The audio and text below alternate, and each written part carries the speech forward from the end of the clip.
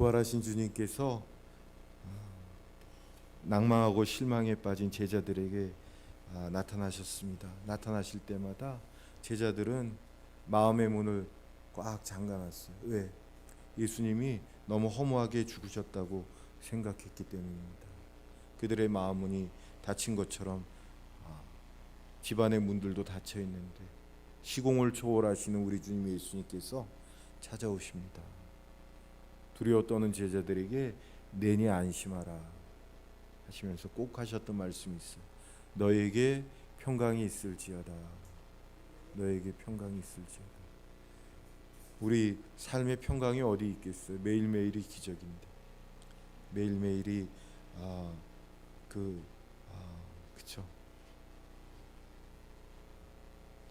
내가 실수하고 또 다른 사람이 실수하고 그래서 우리가 살아있다는 그 자체가 기적이라는 생각들을 매일 해봅니다. 그 삶의 전쟁 같은 곳에서 주님께서 나에게 찾아와 주셔서 너에게 평안이 있을지어다 하면서 다가오실 때마다 나는 얼마나 많은 위로를 받는지 모릅니다. 옆에 있는 분들 손잡아 주시면서 샬롬 한번 하시겠습니다. 샬롬 샬롬. 손 한번 잡아주세요. 거기 부부 문제 있어요? 아니 왜 다른 사람 손을 잡아? 손 한번 잡아주세요. 두 분. 왜 서로 쳐다만 봐? 문제 없으시죠? 아멘. 오늘 사순절 5번째 주일입니다. 5번째 그 주가 시작됐습니다. 오늘 설교 제목은 선한 목자. 우리를 위해서 대속의 제물로 피 흘려 죽으신 예수님을 또 한번 생각해 볼 겁니다. 선한 목자 되신 우리 주님. 폴란드에 여자 선생님이 계셨대요. 야누시 코르차크라는 선생님 이야기입니다. 이 선생님은 이 선생님을 기념하는 동상이 폴란드에 세워져 있는 게 아니라 예루살렘 아드바셈 박물관에 세워졌답니다. 아기들을 이렇게 안고 계시는 야누시 코르차크 선생님입니다. 2차 대전 때 독일이 폴란드에 침략했죠. 그리고 많은 유태인들을 학살했는데 폴란드에서만 한 300만 명 죽었대요. 그리고 폴란드 작은 마을에 독일 나치 군대가 들어왔답니다. 그래서 유대인들은 다 가슴에다가 별표를 이렇게 달았대요. 노란 별 표시를 가슴에 달았대요. 그리고 때가 되면 끌려. 그래서 아우슈비츠 수용소 뭐 이런 데로 끌려 들어가서 독가스실에서 다 이렇게 처형이 됐다고 합니다. 자, 시골 마을 학교에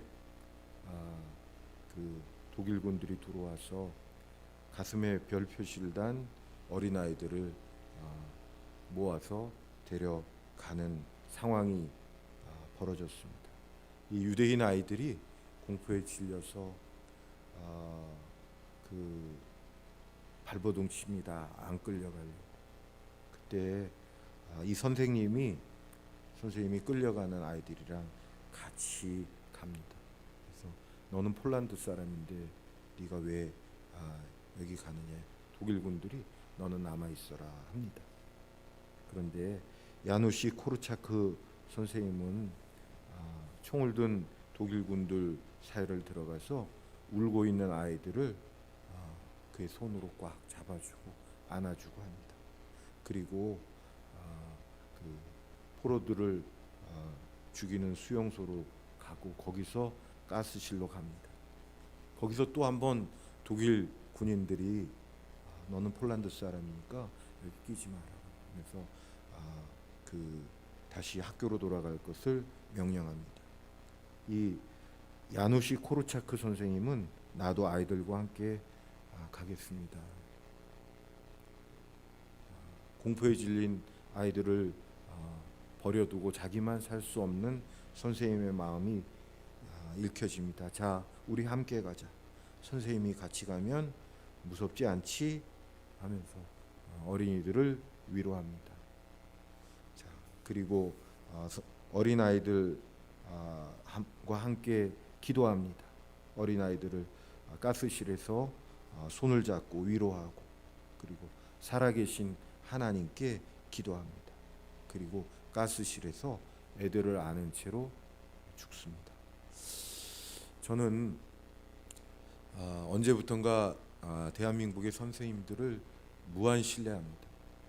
저는 5월 달에도 우리 교회 어린이 교회에서 중앙답 초등학교 어린이들 안경을 25명 이렇게 해드리기로 이렇게 했어요. 그래서 여기 글라스타 안경점 사장님이랑 5월 달에 좋은 날 이렇게 택해서 안경 봉사를 하기로 했습니다.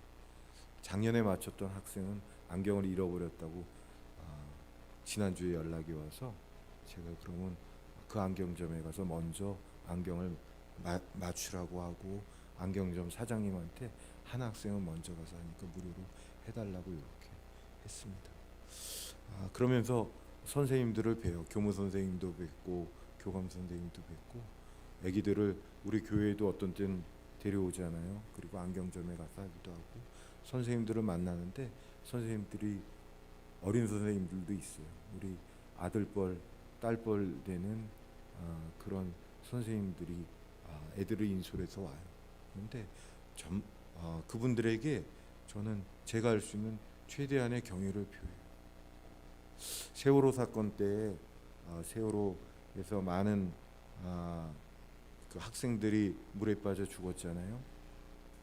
그때 선장이랑 선원들은 배를 버리고 먼저 도망갔는데, 선생님들은 한 명이라도 더 살리려고 발버둥 치시던 선생님들 모습을 저는 잊지 못해요.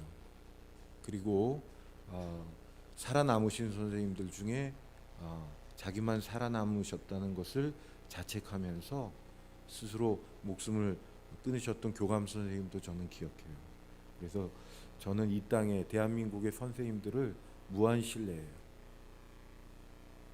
자, 아까 야누시 코르차크라는 선생님, 그리고 대한민국의 선생님들.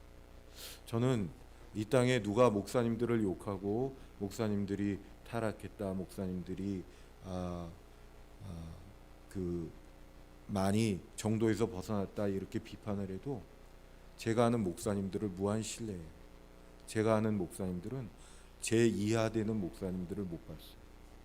제가 같이 전도하고 같이 기도하고 같이 성경 공부하고 같이 모여서 회의를 하는 목사님들은 최소한 저보다는 다 나아요. 최소한. 우리 목사님들 중에 대한민국 목사님들 중에 대표되는 목사님들이 많으세요. 그리고 그분들처럼 뛰어나지는 않지만 그 들의 풀꽃처럼 경양각지에 흩어져서 사명을 감당하시는 귀한 목사님들이 많아왔고 앞으로도 많을 것으로 믿어요. 손양원 목사님도 그분들 중에 한 분입니다. 6.25 민족 사변 때 많은 목사님 장로님들이 집사님들이 교회를 지키다 순교야 하셨어요. 북한에서 1.4.5 때도 많이 교회 지키다가 순교하셨어요. 그래서 어떤 곳에는 그 목사님이 교회 지키신데 장로님이 목사님 등을 떠밀으십니다. 목사님은 사셔야 되지 않겠습니까? 교회는 제가 지킬 때니까 목사님은 먼저 피신했다가 다시 돌아오십시오. 그렇게 살아나신 목사님들이 또 계시고, 또 목사님들 그에 등 떠밀려서 장로님들 집사님들이 군산, 인천, 목포 이런 데로 많이들 1.4.5 때 배를 타고 월남하셨어요. 그 덕분에 남한의 교회들이 이렇게 부흥된 겁니다. 손양원 목사님도 6.25 때 북한군이 순천까지 들어왔을 때 예배당에서 기도하고 계셨어요. 그래서 장로님께서 목사님 잠깐만 피하십시오. 그런데 내가 교회를 지키지 않을 수 없다. 그리고 교인들을 두고 내가 떠날 수 없다. 사양하시다가 잡혀서 순교하셨어요.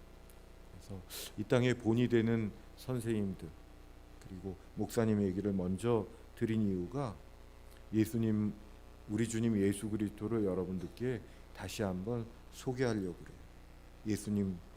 예수님은 앞에 제가 언급한 선생님들, 목사님들의 선한 목자되시.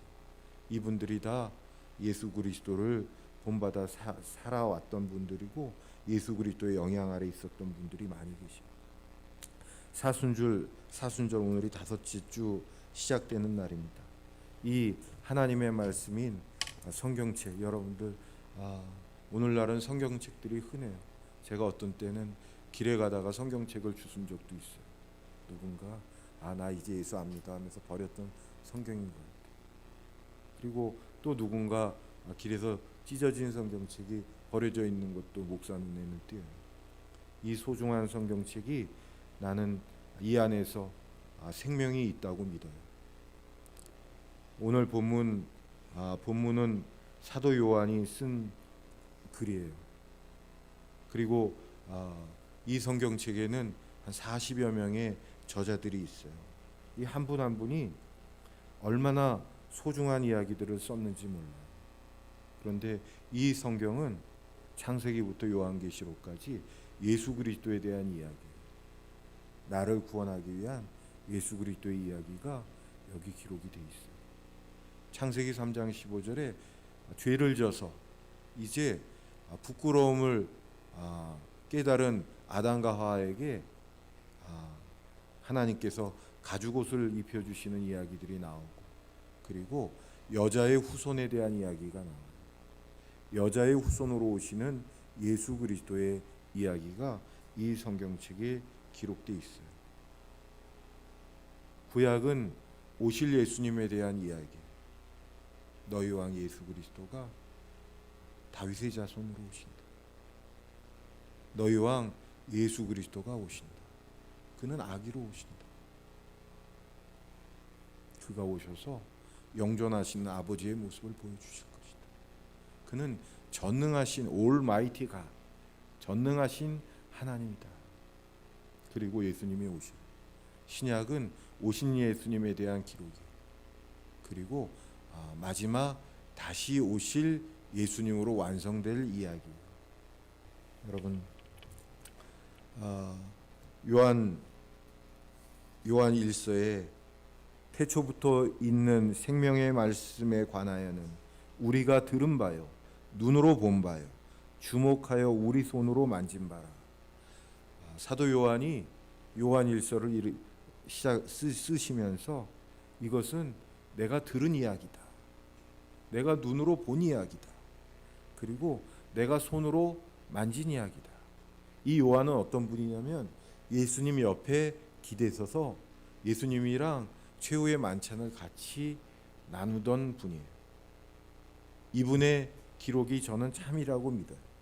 우리가 보고 들은 바를 너에게 전함은 너희로 우리와 사귐이 있게 하려 함이니.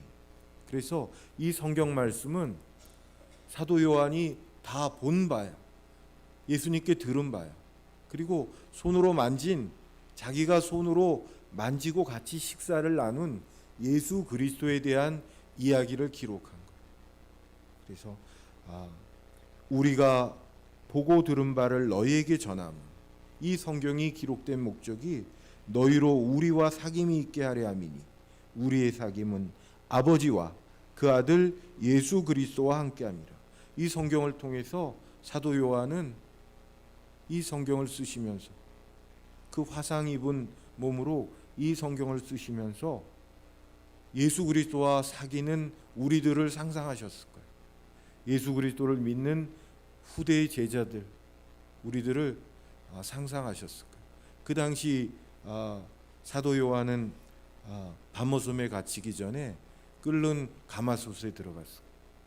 그런데 전해져 내려오는 이야기에 의하면 사도 요한께서 끓는 가마솥에서 죽지를 않으셨어요. 그래서 이 늙은이 밤모섬으로 유배 보내라 해서 가신 곳이 밤모섬. 그래서 아마 어디에도 기록에는 없지만 제가 추정하건대 사도 바울 목사님께서는 온몸에 화상을 입으신 채로 이 글을 쓰셨을지도 몰라요.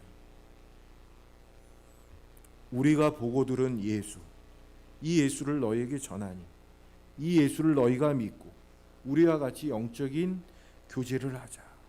우리의 교제는 아버지 하나님 그리고 그 아들 예수 그리스도와 함께하는 교제다. 여러분, 목사가 이 자리에 섰습니다. 여러분, 오늘 꼭 여러분들이 예수 그리스도를 나의 주님, 나의 하나님, 나의 구원자로 여러분들이 모셔드리기를 소원하면서 이 자리에 섰습니다. 사도 요한이 요한복음에 7번 예수님께서 나는 이다, 나는 무엇이다 라고 선언하신 이야기들을 기록했어요.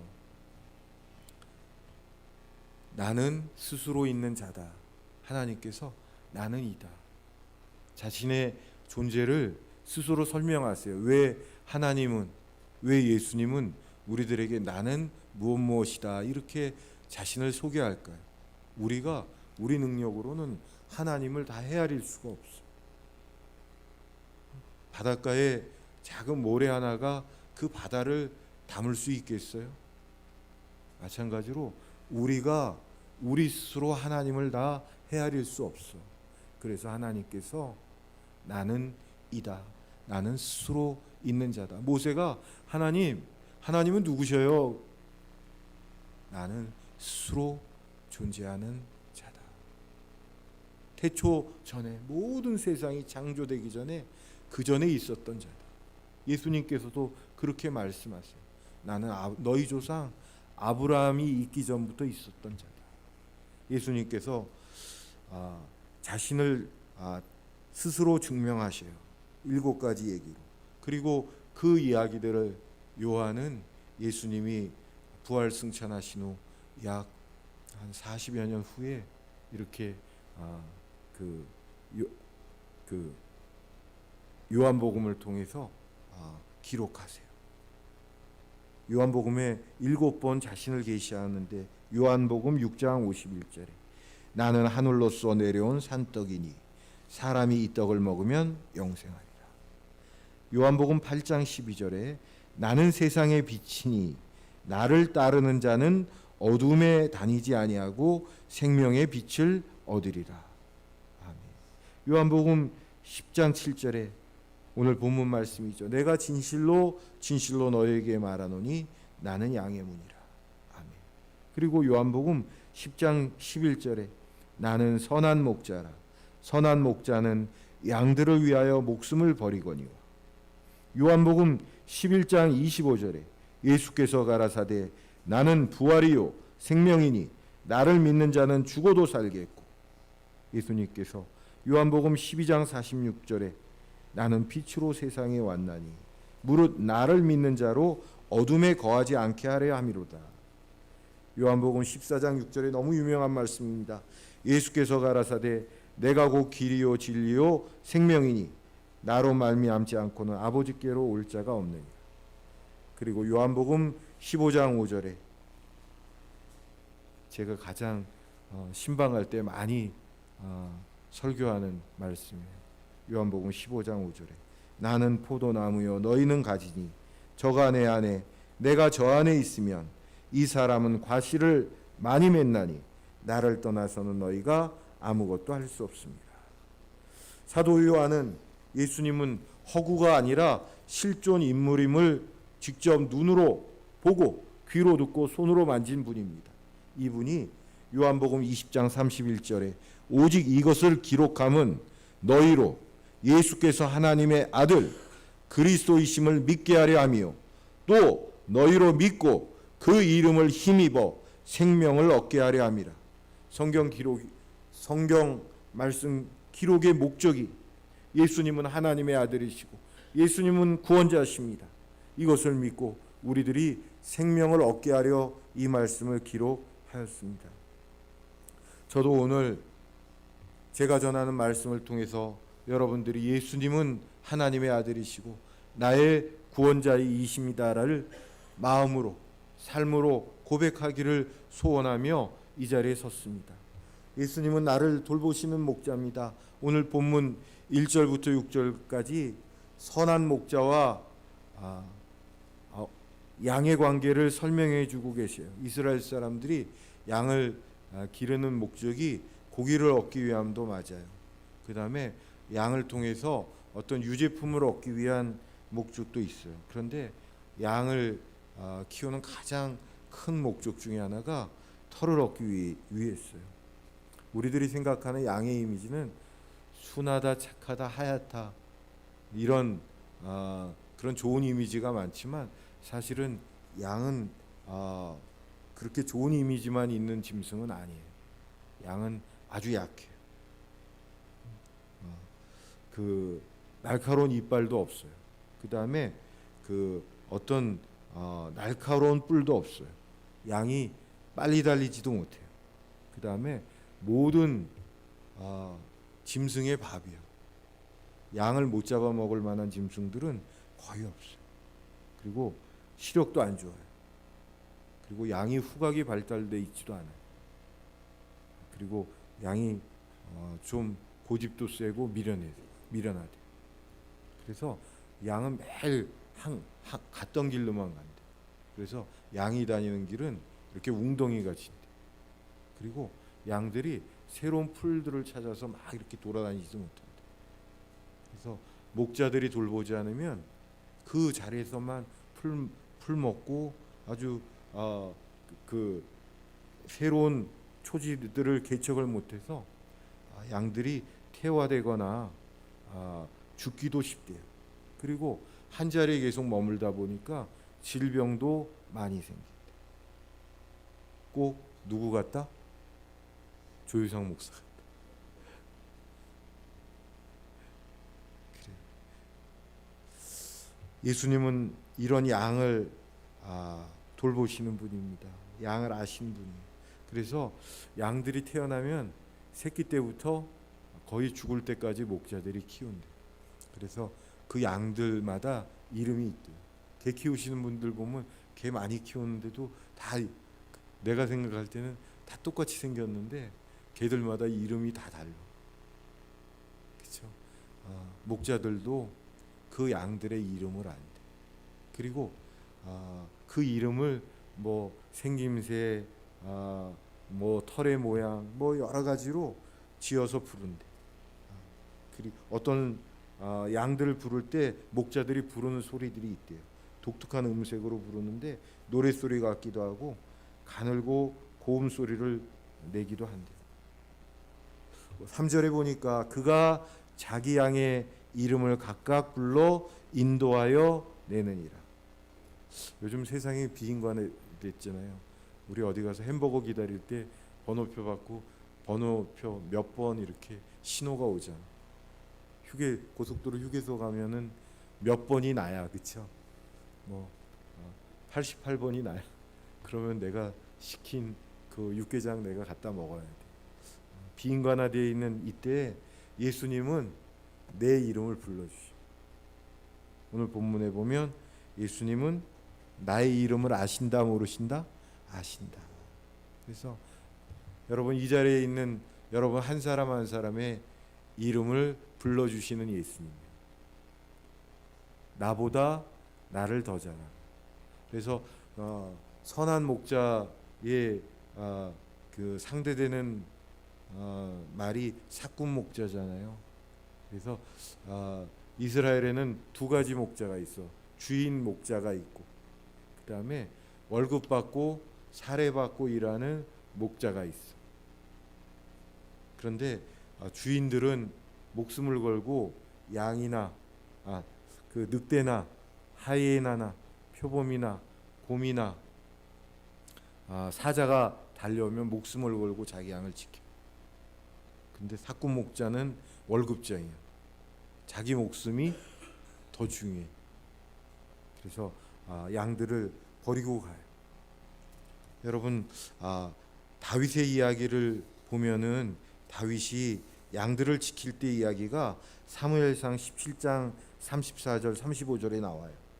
다윗이 사울에게 고하되 주의 종이 아비의 양을 지킬 때 사자나 곰이 와서 양떼에서 새끼를 움키면 35절 내가 따라가서 그것을 치고 그 입에서 새끼를 건져내었고 그것이 일어나 나를 해하고자 하면 내가 그 수염을 잡고 그것을 쳐 죽였나이다. 이게 참목자예요. 그래서 다윗을 이스라엘의 대표되는 왕으로 하나님께서 세우신 것 같아요. 여러분, 에서랑 야곱이 있어요. 에서가 야곱을 이제 야복강가에서 만나서 20여 년 만에 만나서 화해를 해요. 에서는 빨리 가자.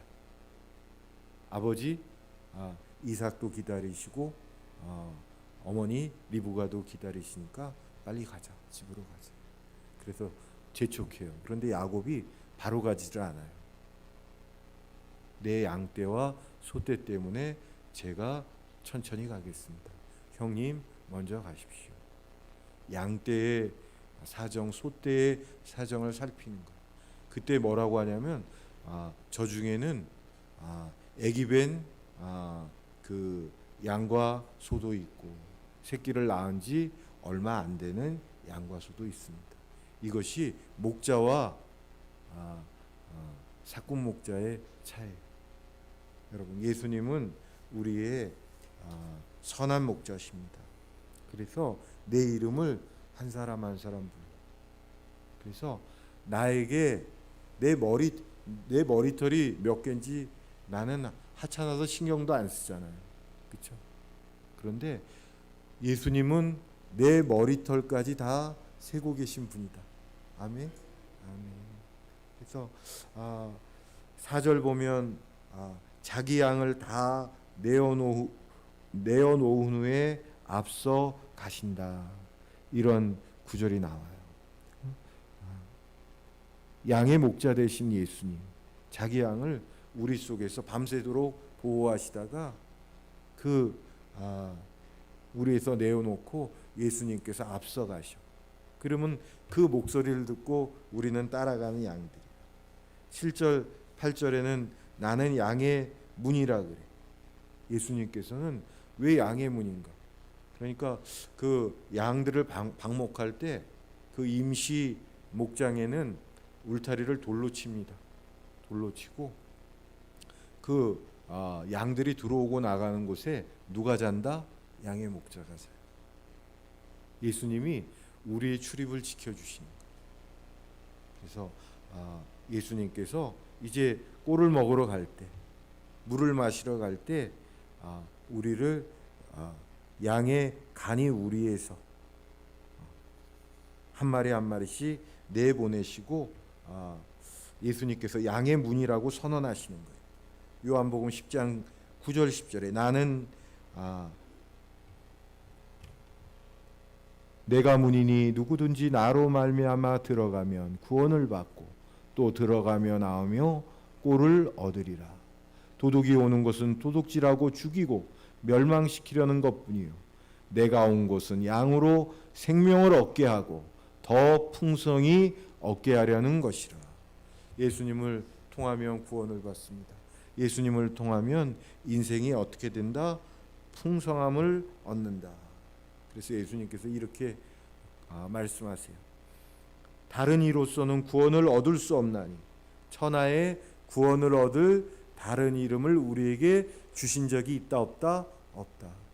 그래서 저는 매일매일 이 오직 예수를 외칩니다. 어떤 때 제가 인생에 고난의 순간이 올 때, 인생에 힘든 순간이 올 때 웃음도 사라지고 그러면서 엘리야처럼 로뎀나무 아래에서 엘리야가 어떻게 해요? 죽기를 구하잖아. 주님 이제 그만 죽었으면 좋겠습니다. 그 용맹하던 엘리야가 로뎀나무 아래에서 자기를 죽이려는 누구죠? 이사벨? 누구죠? 그 아합의 부인 이세벨. 이세벨을 피해서 멀리 남유다까지 도망와가지고 남유다 광야에서 주님 이제 그만 죽었으면 좋겠습니다. 그때 로뎀나무 아래서 주님께서 어떻게 했어요?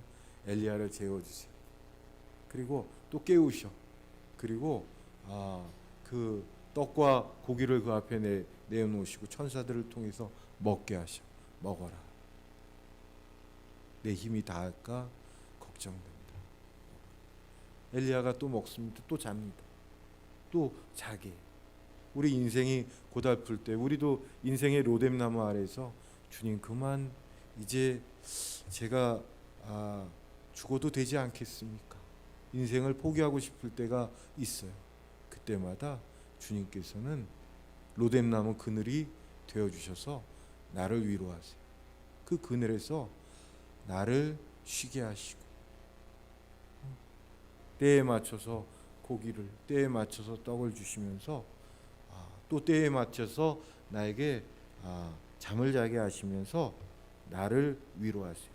예수님은 나의 목자시고 그리고 나의 문이셔. 내가 예수님을 통해서 들어오고 나가며 삶의 소망을 얻습니다. 예수님은 나를 위해서 죽으시는 목자야. 선한 목자. 다윗이 아까 자기가 키우던 자기 양을 빼앗겼을 때 곰이나 사자에게 가서 목숨을 걸고서 그 양을 구해내고 그 곰과 사자를 대적했던 이야기를 제가 읽어드렸잖아요.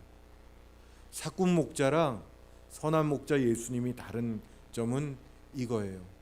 내 양을 사랑하는지, 내가 맡은 양을 사랑하는지 사랑하지 않는지. 여러분, 양을 사랑하기에 예수님은 자기 목숨보다 더 사랑하신 거예요. 예수님께서는 예수님의 양이신 누구? 나를 사랑하셔서 죽기까지, 십자가에 죽기까지 예수님께서는 당신의 생명을 버리시기까지 나를 사랑하신 거예요. 사꾼 목자들은 받은 만큼만 일합니다. 그러나 선한 목자이신 예수님은 나를 위해서 죽기까지 사랑하십니다. 아멘. 예수님께서 오늘 본문 14절에 나는 선한 목자라 내가 내 양을 알고 양도 나를 아는 것이, 15절에 하반절에 나는 누구를 위하여?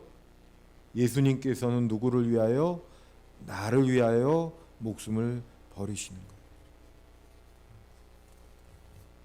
참 목자는 양들을 위하여 목숨을 버리시기까지 나를 알고 나를 이해하고 나를 사랑하고, 그래서 푸른 풀밭 초장으로 그리고 맑은 시냇물가로 이끄시는 분이 예수 그리스도다. 때로 나는 사는 것이 지쳐서 이제 그만 어떻겠습니까? 하나님께 아뢰일 때가 있어요. 그런데 누가 우리를 그리스도의 사랑에서 끊으리요? 환난이나 공고나 핍박이나 기근이나 벌거벗음이나 위험이나 칼이랴. 우리를 아무것도 예수 그리스도의 사랑에서 끊을 수 없다고 성경은 이야기합니다. 이 모든 일에 우리를 사랑하시는 예수로 말미암아 우리가 넉넉히 이기느니라. 아멘. 예수님께서 우리를 넉넉히 이기시는 우리의 선한 목자시고 우리는 예수님이 기르시는 백성이고 돌보시는 양입니다. 할렐루야. 나는 선한 목자라.